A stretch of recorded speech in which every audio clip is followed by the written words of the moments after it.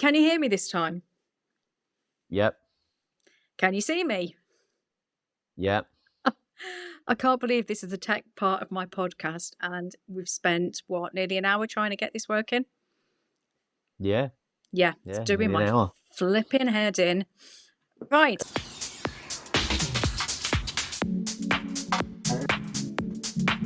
Today I'm introducing Lee Penn, who is Football League Adventures on YouTube. So please go and share and subscribe everything that he puts on his channel. And Lee, hello. Hello. Hello. How are we? I'm good, thank you. And how are you? How was your football yesterday? It was all right. Didn't do any football yesterday. Oh, right, okay. I had a weekend off because I had my daughters. It is back to football next week.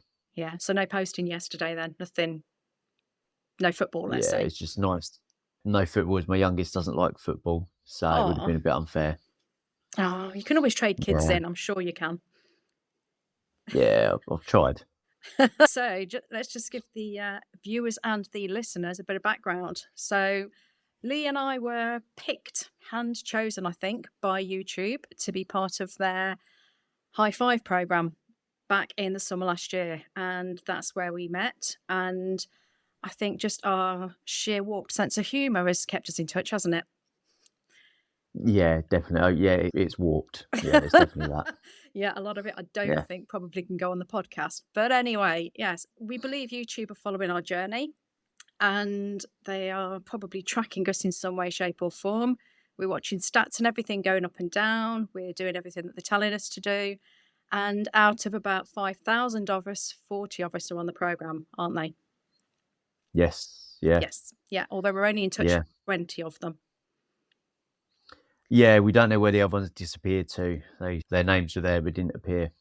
Yeah. Yeah. Basically, after the event, it was a day down in London at the Google head offices. We came away and I thought, let's set up a WhatsApp group. So reached out to Lee and another person, Hayley, who's Bunny Moonstone, and we just managed to get us all together and it went on from there, didn't it? Yeah. Yeah. Yeah. So then, Lee, let's start off from the beginning with yourself then. YouTube. What made you want to start a YouTube channel then? Well, I actually started back in 2015. And when I started, it's just for my love of gaming. So I thought, why not make a channel out of it? But as I came to see, gaming wasn't really hitting it off, and it wasn't doing well at all. So I think I did it for about 6-7 months, just uploading, and then I stopped for probably a good 5 years. No, longer than that actually, because I started uploading again in 2000 and just near the end of 2022. And it was actually my eldest daughter that said, "Why don't I do football content?" And it just went on from there really, and it's been growing ever since. So pat on the back to you because you've just exceeded 750 subscribers, haven't you? I have 751 yesterday, and then I checked today, and it's 752. Cool. So the thing is, it's gone up to 755, and it went down to 751, and it's just been floating round about there. Just to put it into perspective, I'm on 180 subscribers as we speak. But hopefully when this podcast is released, then that'll probably double our figures. We can but hope. Yeah, hopefully, fingers crossed. Yeah. So what made you switch from the gaming side then? What kind of gaming were you doing? So I was doing a lot of like platform gaming and first shooter. I enjoyed it, but obviously from what I could tell with my views and everything and the subscribers, they weren't enjoying it. So I just thought I'll just stop. And I did the stupid thing of deleting all my old videos. No. So as I did that, it deleted all my views, it deleted all my watch hours that I had. So yeah, so I'm literally started from scratch. from But scratch. when I went to the YouTube event, I was only on 190 subs after that. Wow. So you've gained about what, 500, 600? Yeah, about Maths wasn't my strong 600. point. Yeah. Yeah. With that number of subscribers that you had then prior to that, has changing your channel niche, let's say, had any impact?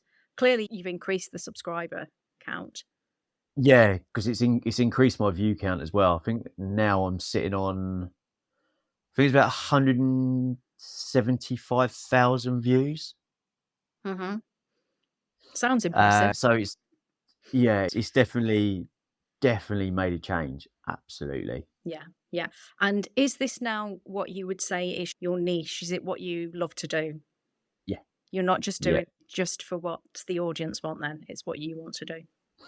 No, it's what I want to do. It's what I enjoy doing. Yeah.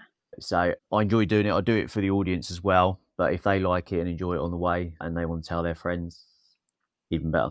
Yeah. Yeah. So I know one of the things that YouTube was going on about in all the different sessions was about finding what you're passionate about, and if you love it, just do it. Do you think that is fair comment for them to say then? Yeah.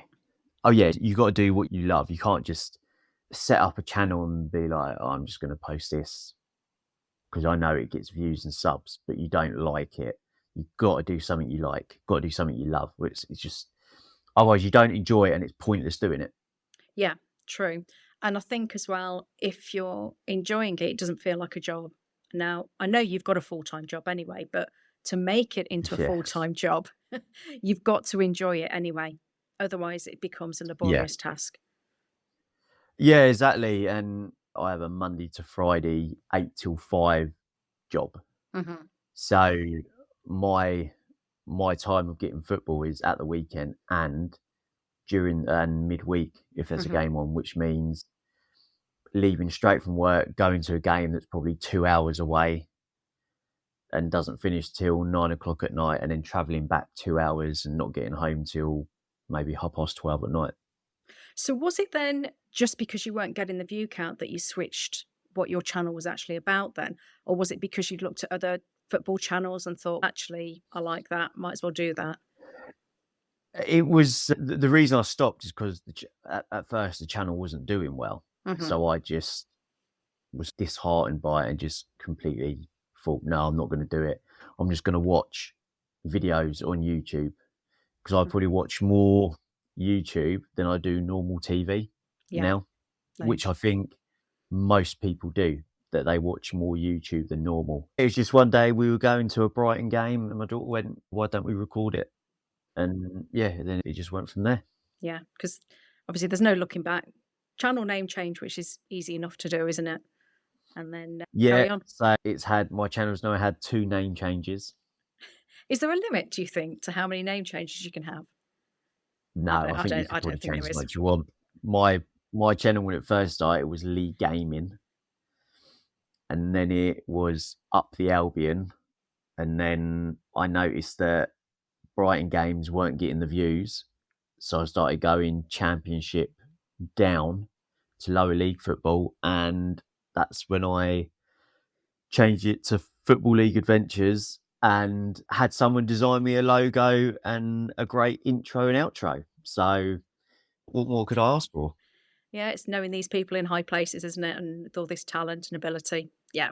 Yeah. Exactly. Yeah, just for the record, I did his logo and I did the intro and outro. Yeah. Yeah. With a bit of help from Canva. Yeah. Yeah. So how would you say then the YouTube event changed how you actually make your videos or how often you post or anything like that? Obviously, it's down to the football season as well, anyway. Yeah, it's down to the football. Once the football season ends, you need to find other stuff to do with football, which I've actually managed to work out and find out stuff I can do. So that's quite good. But the YouTube event was quite good because you got to meet other creators, as we can say that because we're creators now. Oh, yes. I don't like the word influencer. I can't stand that word. I'm not influencing anyone. I'm just creating videos for people. And it's just good to hear from people from YouTube and what they look for in creators and the goals you have to hit to get monetized and take it from there. So, with the football season, then the way that it is, I know you don't obviously get 2 weeks off over Christmas. You're constantly posting all the time. How do you fit that in with your day job then? So with my day job, it is 8 till 5, but I just have to use my holiday that I have as well. So if Right. I've got a game in the evening that takes 2 hours to get there, then I either won't have a lunch hour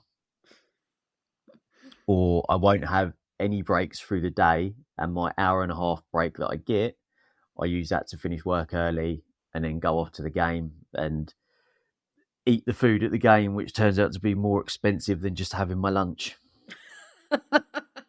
But the thing is, it's the love of YouTube and being a content creator, I suppose, that pushes Yeah, you to do it. exactly. I want to put out as many videos as I can and create as much as I can to then get the views up and take Yeah. it from there. Yeah.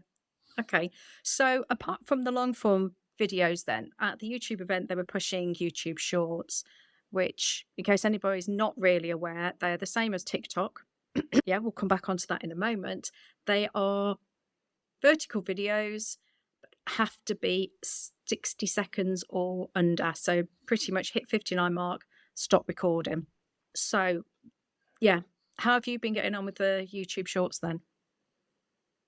Yeah, to be fair, when I do a long form video, I can normally get 3 or 4 shorts out of that one 12-minute video. Mhm.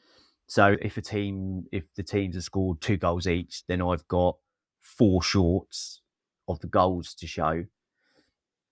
Or if the goalkeeper pulls off an amazing save, or if there's a red card, or 2 players are grabbing each other ready to fight, that sort of thing. Mhm.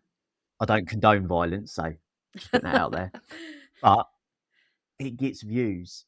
Yeah. And yeah, I've got to admit, I'm hitting between 2,000 to 3,700 views on my shorts. Yeah. And that's pretty good. Are you also posting them anywhere else though? I've posted a couple on TikTok, but I hate posting on TikTok. Yeah. The saying that we So have is what goes on TikTok stays on TikTok, because the two are two exactly. totally different places really to be posting.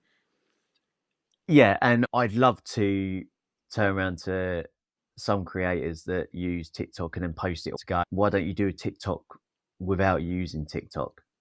Do a short using YouTube. They probably couldn't, majority of them. Yeah. It's becoming more Because, noticeable that people that are using TikTok, they're just using the filters. They're either dancing around or doing something else, that whatever is yeah, in style at that particular time. But when you put it over onto YouTube, YouTube predominantly is information. It's more the long form content, but it's not the faddy kind of scroll through when you've got nothing else to do kind of channel.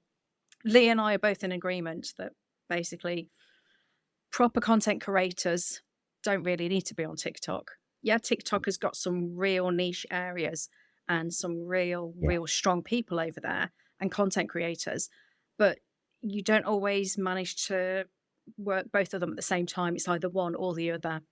And somebody that we yep, know from that event as well, she's struggling on YouTube, but she's got over 4 million subscribers on TikTok. So yeah, it's just like they're just two different platforms altogether. yeah, yeah, absolutely. Look, you can understand why she posts some of her TikToks on YouTube because she's well established Yeah. and people know her. So that's fair enough. But you then have other people that use it and just post on it. And yeah, posting TikToks on YouTube is a big bugbear with me. Really? I will Big one? admit, a big one. I will admit, I have done a couple of TikToks onto YouTube just to see, literally just to see how they do, and they don't do that well. You managed to hit 6 though, didn't you? 6 views on one of them. Yeah, 6 views on TikTok to YouTube. Pointless. It's that, yeah. So it just goes to show they don't always do that. Yeah. So I understand then that people can take long form and cut it down into shorts, but have you ever had a go at just creating just very short shorts, not taking it from long form? Have you created any of that kind Yeah, of content? Yeah. yeah.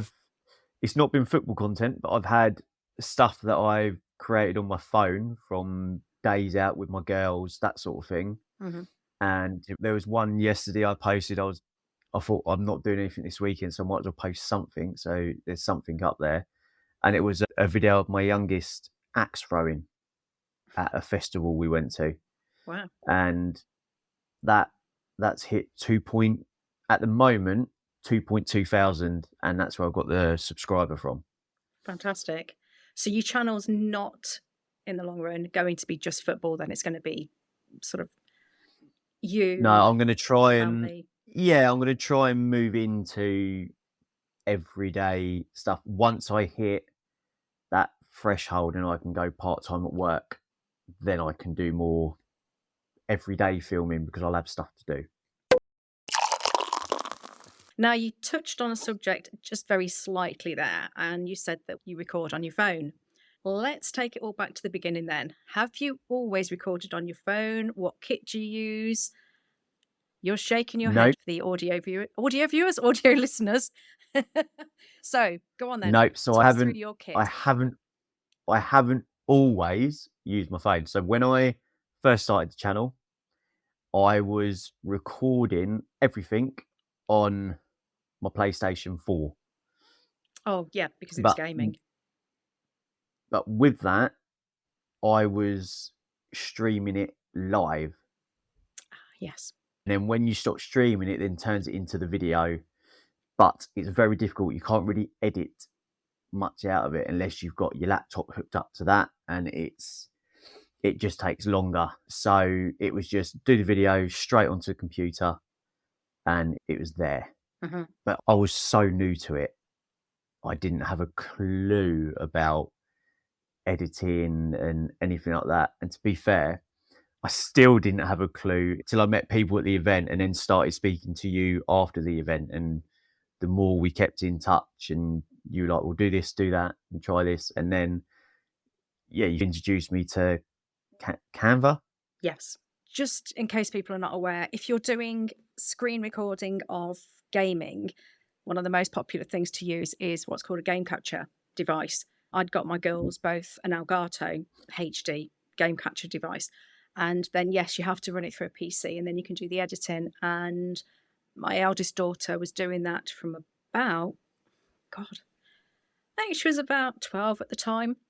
And she's been doing that for the last 6 years. I think now it's more, they just speak over everything and it just does a quick capture, because everybody these days wants to create shorts or video clips from it. So it's not proper full content.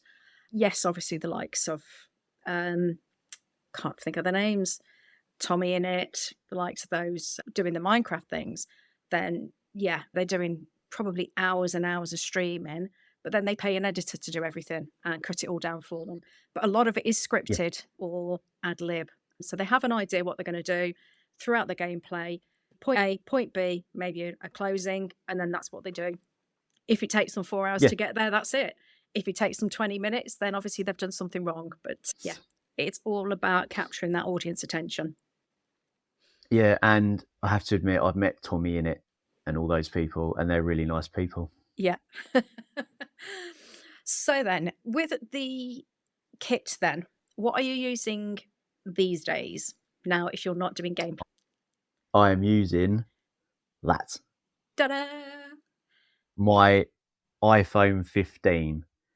That's what I use to record, edit, do a thumbnail, everything. Absolutely all everything. done on my phone. So what's the software on there that you're using then for the actual editing of it? So editing, I use iMovie. Mm-hmm. So iMovie is really good because you pick all your clips you want, and then they will turn it into a video. And then from there, I can go in and edit sounds, music. I can cut here, cut there. I can add text onto parts of the video, subscribe or that sort of thing. And I can add what the teams are, the scores, everything like that.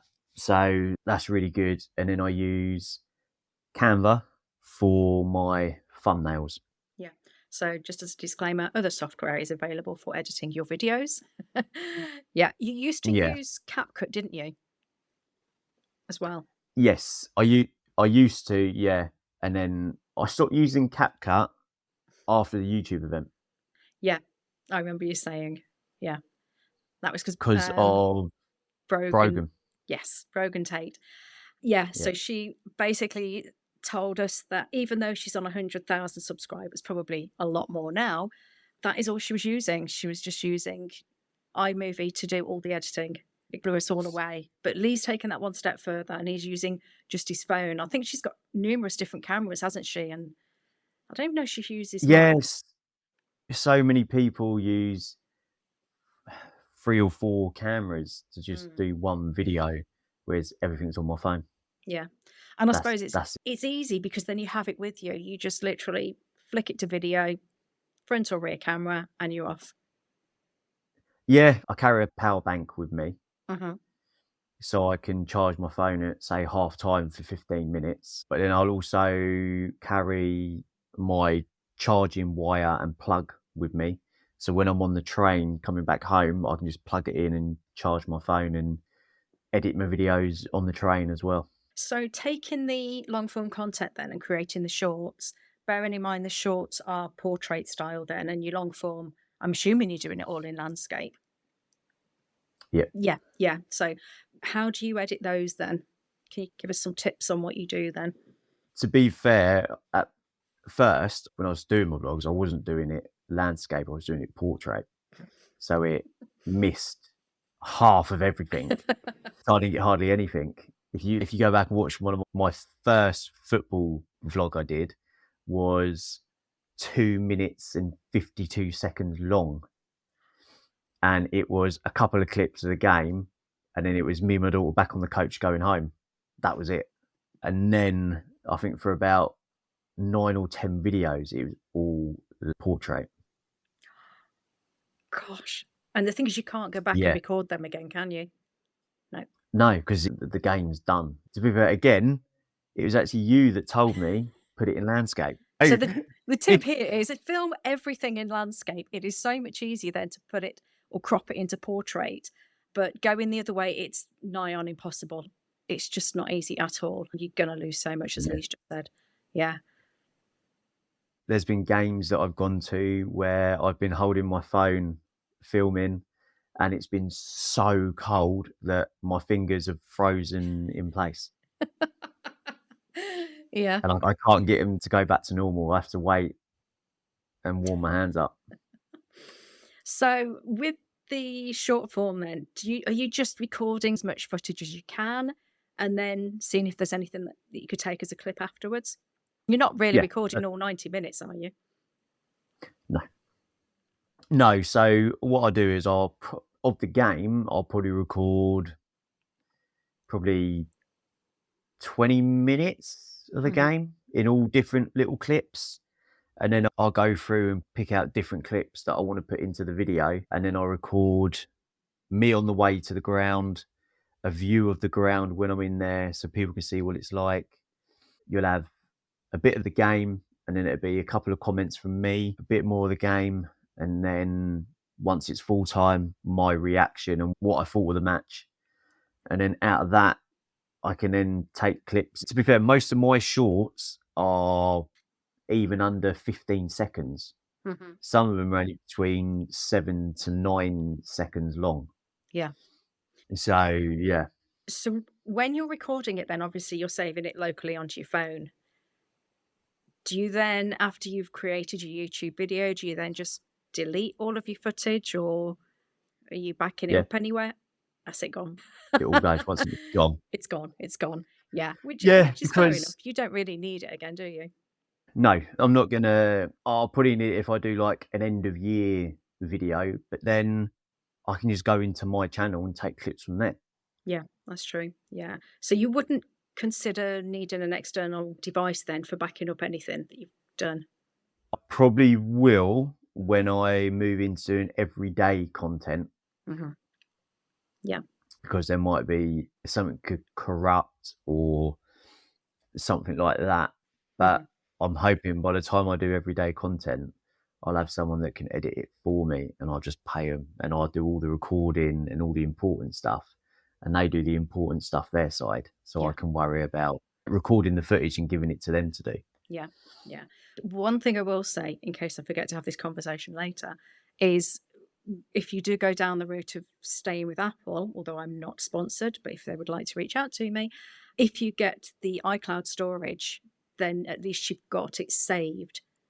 But a lot of people make the mistake that if you delete it Yeah. on one device, you think you've still got it. But no, if you delete it on one device, it deletes it across everything.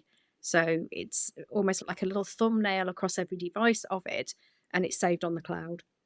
But yeah, so that would be better for you to do something like that just while you're actually editing the long form content, I'd say. Then, depending on which device you're actually going to edit it on, because at that point, you're going to have a lot more footage and it will take a lot longer rather than just your Yeah. quick sort of 10, 15-minute videos. Yeah, exactly. I tried doing a 20-minute, 25-minute video when I went to Wembley for the FA Cup semi-final, and that got lower views than what my 12-minute video did. Really? Yeah, so I did a 12-minute video a couple of months ago, and it got over 2.6 thousand views, whereas my Wembley one got well under that. Didn't even begin to touch the surface of 1,000. Blimey. So, do you think that's Yeah. then the match itself, then, rather than your recording style? I think sometimes it can be, and sometimes people just want to see you arriving at the ground, a little bit about it, and then match footage. Yeah. Yeah. I suppose then if is interested, is what's not being shown on the TV at that time. And if they're there to see the match, they're not even going to look at their device anyway. It's just people maybe at Yeah. home, at the pub, wherever it is they're watching it, and just see what's going on. So the numbers that you've had across your channel then, going from that under 200 subscribers then up to the 750, has it been blood, sweat and tears to get there? Or has it been an easy ride? Yeah. No, it's not. It's not been easy at all. Oh, it's cost a lot of money as well. I love football, and I won't change my love for it, but it's an expensive hobby. Mm. Some months I'm probably want to spend 60. I'm probably spending about £300 a month just going to getting tickets for games and travelling, Good gosh. Yeah. and that's without everything else I have to pay out. And then it's getting tickets. Sometimes it's just me. I just look at a team, pick it, and just go on my own and go to a new place. Don't know where I'm going. Figure out what trains to get, and then go from there. Hmm. What's the furthest north that you've been at the moment then with a match for your channel, not just for you? Furthest, do you know, I haven't really been far yet. Me and a friend in the next couple of weeks, we're going to be going to Wales You got your passport for that? to see a game. We're doing it on the train though. Oh, okay. It's Newport County.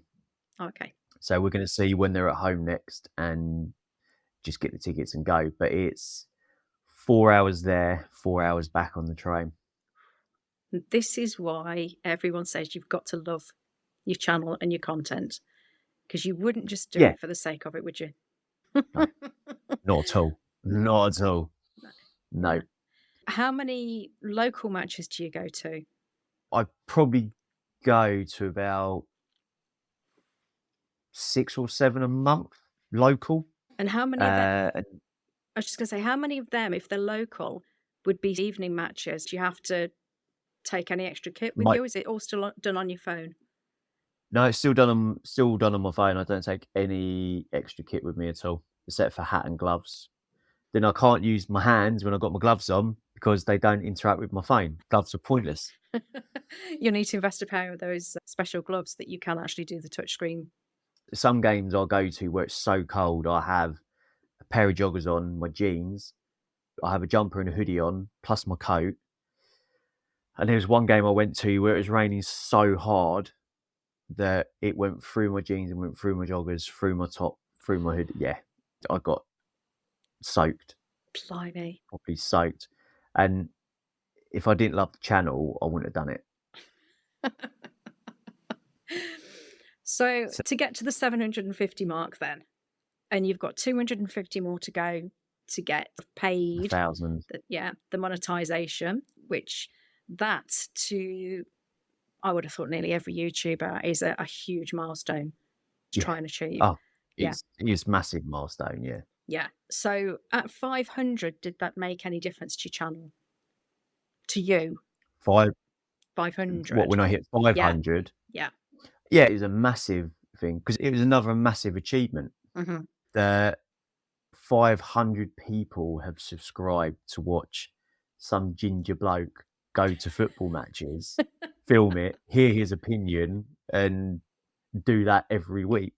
Yeah. So, oh yeah, smash it. And when I hit 750, it was like there's 750 people that are watching, that are subscribed to me. Not all of them may watch because I can see that on the analytics. Mm-hmm. You see a lot of people that haven't subscribed watch, but then don't subscribe, which is annoying, but it's not for everyone. So yeah, when I hit 500, it was a massive achievement. Even 6, 7, then it's 750, and it was like, okay, so my plan this year was to have the whole year to hit 1,000. Whereas I'm 752 already. Yeah, it's pretty good. So, but then the one I really need to break is the watch hours. Yes, that's the one thing we haven't really mentioned so far, isn't it? Yeah. That has, which again is my fault because I deleted all my old videos which had watch hours on them. That getting the watch hours is the hardest thing. Mm-hmm. Yeah. At the minute, it is tough. So we've already touched on the fact that YouTube Shorts can give you the watch hours, and the longer form content sometimes is harder to get people to watch. Would you bow down and just shove some TikToks on there just to get the watch time up? No. Don't blame you. No, like I said, I think I've got 4 videos I did on TikTok and I put them over on YouTube. I think one did really well and the others are just pointless, but I won't delete them because they've got views and watch hours. Yeah. So it'd just be making my job harder by deleting them, and I might as well just leave them on there. Yeah. In case anyone's listening, why we are not advising people delete anything off YouTube, it's because of this problem with the watch hours. If you delete it, it deletes your watch hours. Whereas if you set it to private, or what's the other option?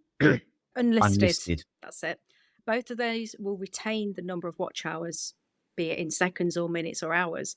And if you've got some good content on there already, but you maybe just change the channel, change the niche that you're targeting, do not delete it. Just keep Put it into a playlist. Yeah, put it into a playlist. That's another good idea. Old content or do a different theme. And that's similar to what I'm going to be doing here. I used to do tarot readings on YouTube. I just unlisted every video. And then I'm going to have a podcast playlist. I'm going to have my regular YouTube playlist. I've got a playlist for my shorts. And it just means that it's easier for viewers to find your content as well, rather than having to scroll through everything. Yeah. So any idea how many videos you'd actually deleted, or any idea in the stats, your statistics on there? Yeah, I think I deleted about 35 videos.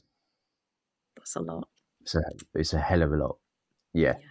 And that was, but yeah, I can't get them back now.